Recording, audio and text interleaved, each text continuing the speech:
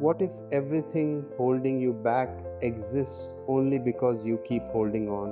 What if the weight crushing your chest is not the burden of the world, but the grip of your own fist clenched around ghosts, opinions, stories that stopped being true years ago? You pray for freedom while clutching your chains. You beg for wings while refusing to release the stones. Today we speak not of effort but of release, not of gaining freedom but of recognizing you were never truly bound. This is not philosophy to admire from a distance. This is an invitation into immediate, visceral liberation if you dare to open your hand. Look at your life. Really look. Beneath the surface of your days, beneath the routines and distractions, you will find 5 chains wrapped so tightly around your being that you've mistaken them for your own skin. The first chain, your past, every wound, every failure, every moment of shame you refuse to release. The second chain, other people's opinions, the judgments, real and imagined, that dictate your choices. The third chain, You know you limited don't belong beliefs, here. the quiet This isn't whispers for you. that tell you Go who back you to where you can came and from. cannot become. The fourth chain, relationships, the desperate need for another person to complete you, to make you whole. The fifth chain, money, that glittering master you serve while pretending it serves you. These are not imposed by circumstances or fate. These are self forged, self tightened, self maintained. And what you have bound, you can unbind. But first, you must see each chain clearly. You must feel its weight. You must stop pretending that captivity is just the natural condition of being human. It is not. You were born to fly. The chains are optional. In certain villages, they train elephants from birth by tying them to a wooden post with a rope. The baby elephant pulls and strains but cannot break free. Day after day it tries. Day after day it fails. Eventually it stops trying. Years pass. The elephant grows massive, strong enough to uproot trees, powerful enough to demolish walls, but it remains tied to the same thin rope and the same wooden post. It could break free with one step, one surge, one moment of testing its true strength, but it doesn't. Not because it cannot, because it learned long ago that it cannot.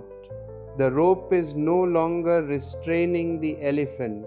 The elephant's belief is restraining the elephant. You are that elephant. The ropes are these 5 chains, and you stand there powerful beyond measure, believing you are still that small, helpless creature who once could not break free. Test the rope just once. Walk forward and feel it snap like thread. Every morning you perform a ritual you don't even notice.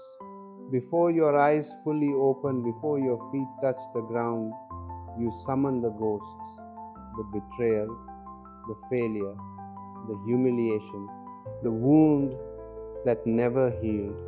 Because you keep reopening it with your thoughts. You don't remember the past, you resurrect it. You breathe life into corpses. You give them voices, faces, power over this pristine moment that has nothing to do with them. The past is not pursuing you. You are dragging it behind you like a sack of stones, then wondering why every step feels so heavy. Listen Listen carefully. carefully. What What happened happened is is not not happening happening now. now. The person who hurt you is not here. The failure is complete. The loss is finished. The only place these things exist is in your mind.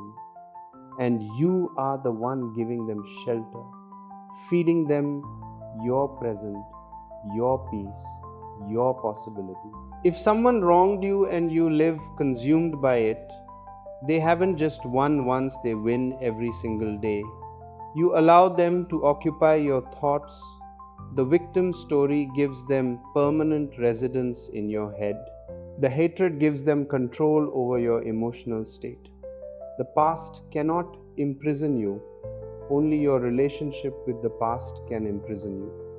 So, what would happen if you simply stopped? Stopped rehearsing the story, stopped polishing the wound, stopped performing the role of the one who was wronged. Not because what happened was acceptable, not because the pain wasn't real, but because this moment right now is innocent, it is clean, it is waiting for you to step into it unburdened. Release that weight from your back so you can be free. This moment is perfect. Don't defile it with ghosts. You live inside a courtroom you constructed in your own mind. The jury is filled with people whose opinions you've imagined. The judge speaks in your mother's voice, your father's disappointment, your old teacher's dismissal, the stranger on social media whose criticism you can't forget, and you perform for them constantly. You shape your words, your choices, your very self to avoid their disapproval that exists only in your imagination. The need to fit in and feel wanted can cause you to travel down paths you don't want to travel. People pleasing is a curse that should be avoided at all costs.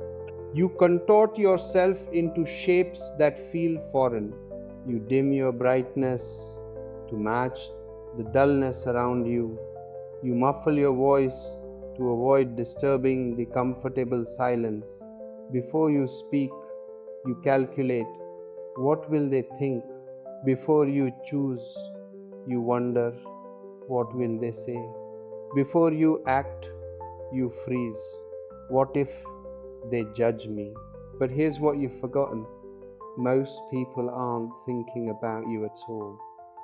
They're too busy worrying about what you think of them. You're performing for an audience that isn't watching. You're obeying judges who never convened. You're imprisoned by opinions that were never spoken. Before you do anything today, ask yourself this: am I doing this because I genuinely want to, or because I fear judgment if I don't? That question will reveal how much of your life belongs to you and how much you've surrendered to ghosts. You were born unique for a reason. You were born to stand out, to be appreciated and loved for who you are, not who you pretend to be. Don't dim your lights so you fit into the dull background of other people's lives. Shine bright as you are. Those who really care for you will see that light and shine with you. The rest, let them turn away. Their discomfort with your brightness is not your burden.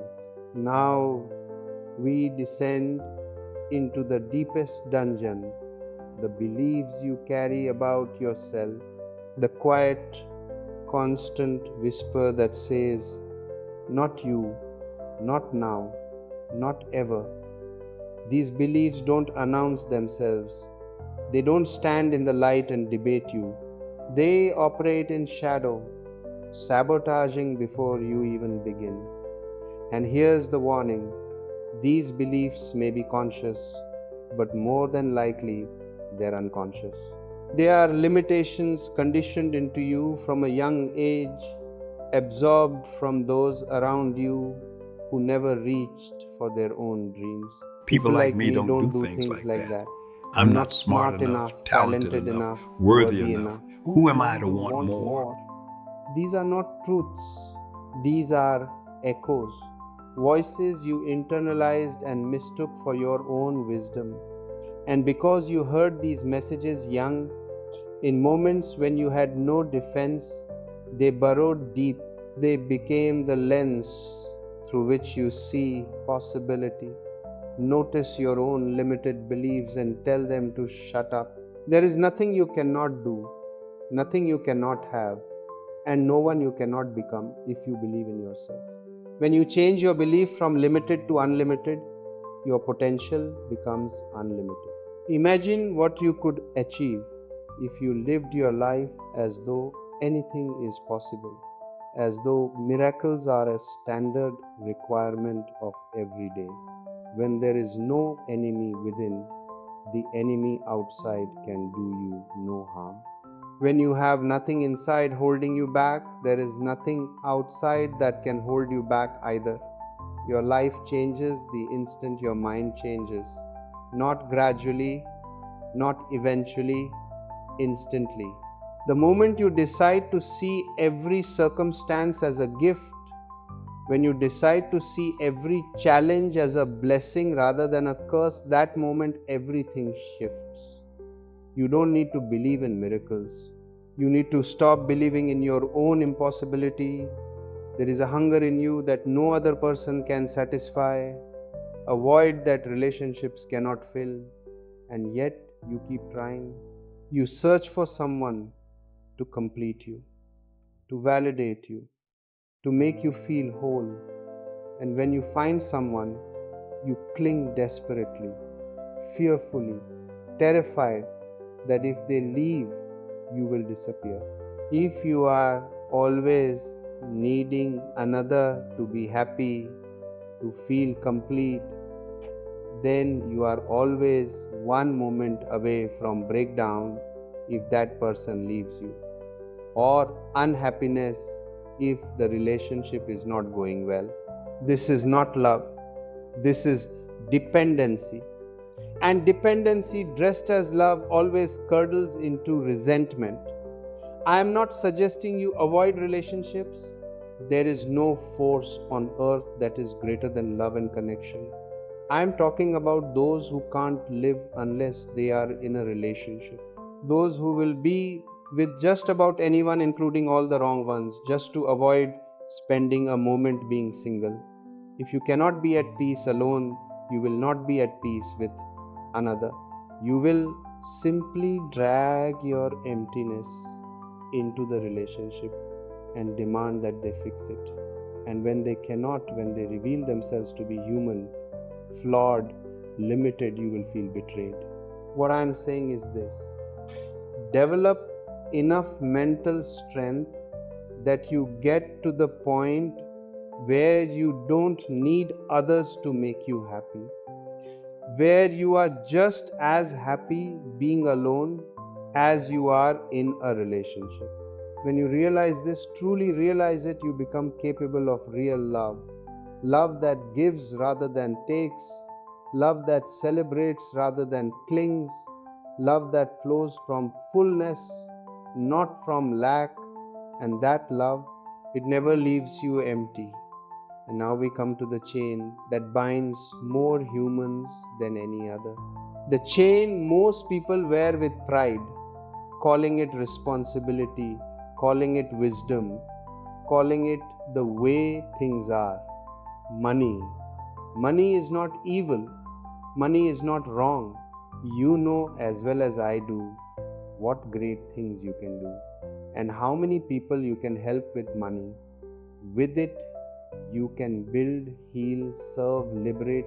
But when money becomes the lens through which you make every decision, when you allow your decisions to be controlled by money, you have sold your soul for salary.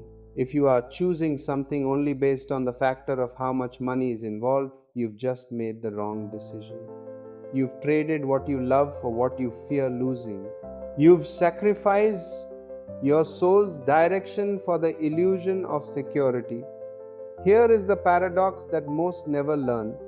When you follow your heart and you lead with your intention to serve others, to give your best to others every single time, when you follow your intuition and truly give your soul, then the money will come. And it will come in far greater amounts than if you simply chase money for the sake of chasing money. Why? Because people sense the difference. They feel when you're present versus performing, when you care versus calculating, and something in the universe, call it energy, resonance, natural law, responds to authenticity.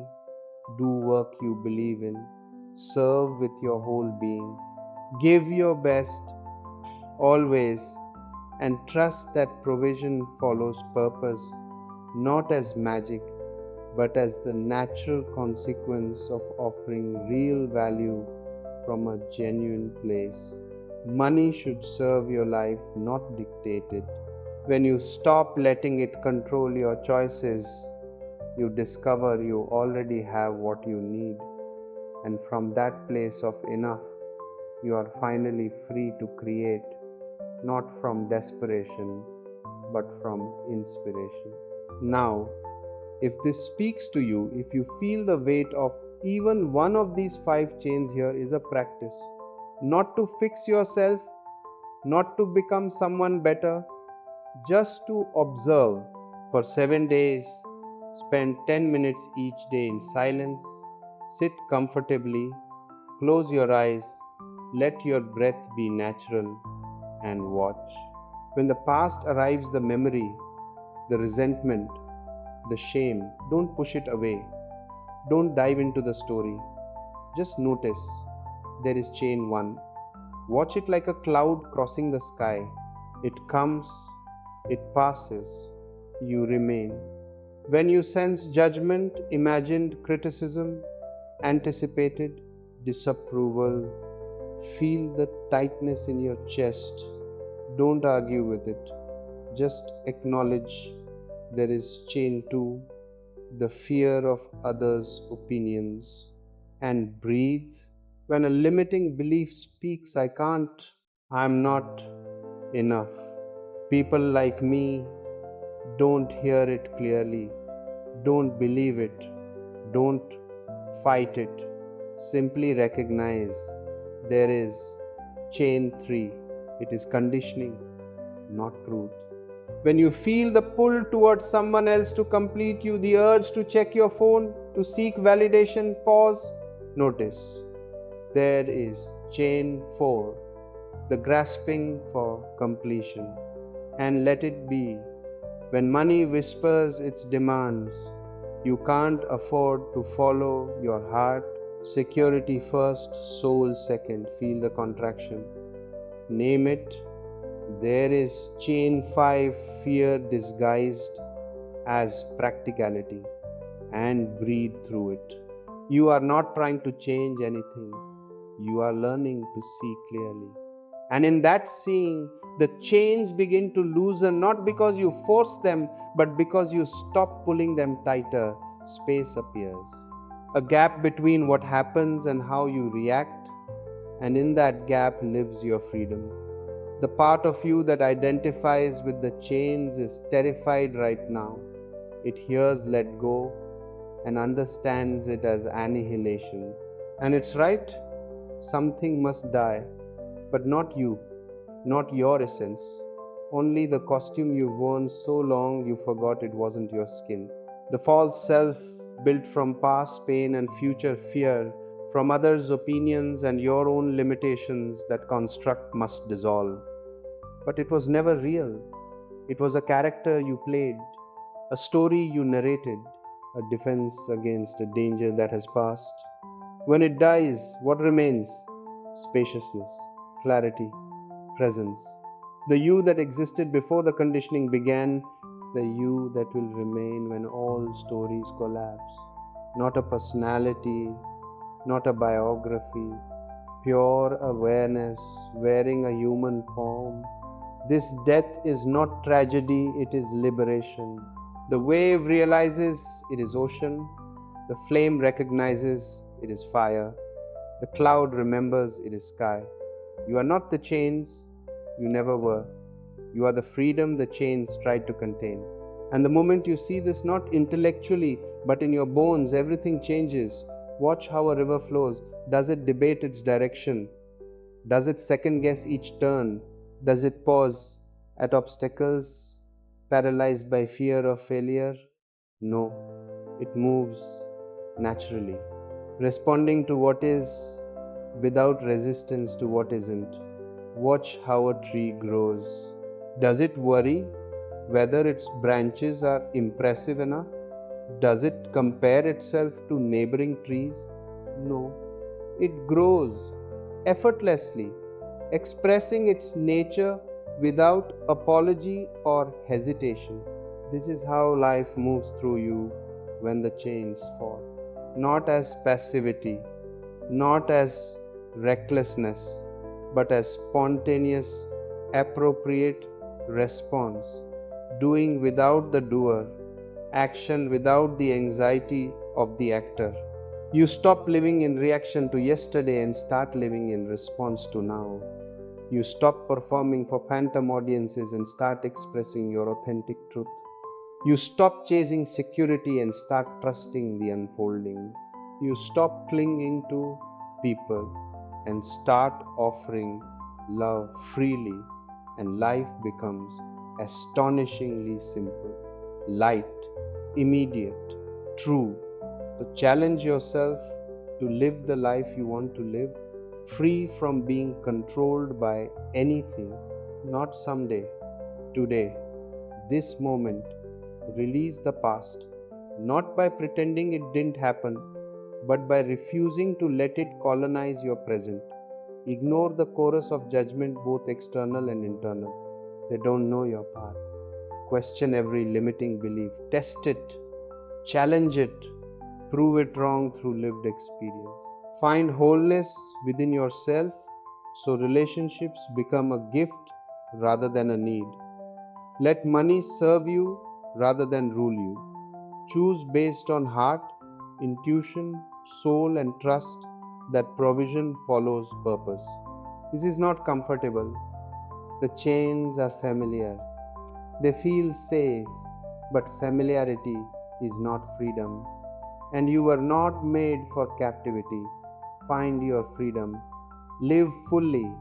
May chain one your past release its grip and return to where it belongs, behind you, not within you. May chain 2, the fear of judgment, dissolve into the insignificance it always was. May chain 3, your limited beliefs, shatter like glass, revealing the unlimited being you truly are. May chain 4, the desperate need for another, transform into the capacity to love from wholeness. May chain 5, the tyranny of money, become a tool in your hand, never a leash around your neck. May you walk free. May you fly unburdened. May you discover that the prison had no walls, only shadows you mistook for stone. When you finally open your hand and release all 5 chains, you'll see you were holding nothing but air all along.